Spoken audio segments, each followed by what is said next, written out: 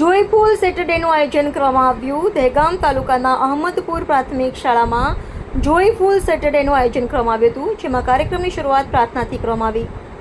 બાલવાટિકાથી ધોરણ 5 સુધીના વિદ્યાર્થીઓને વિવિધ શૈક્ષણિક રમતો રમાડવામાં આવી, જ્યારે ધોરણ 6 થી 8ના વિદ્યાર્થીઓને ગામમાં આવેલ વિવિધ વ્યવસાયકારો જેવા કે વાયરમેન, દરજી, કડિયાકામ, લોહારી કામ, બ્યુટી પાર્લર, સુથાર, પેઇન્ટર અને દુકાનદારી મુલાકાત કરવામાં આવી, જેમાં વિદ્યાર્થીઓ પ્રી વોકેશનલ કાર્યક્રમ અંતર્ગત અનુભવજન્ય જ્ઞાન મેળવે અને ભવિષ્યમાં સારા કારીગર બની શકે તે માટે આ વ્યવસ્થાકારોના માધ્યમથી માર્ગદર્શન પૂરું પાડવામાં આવ્યું.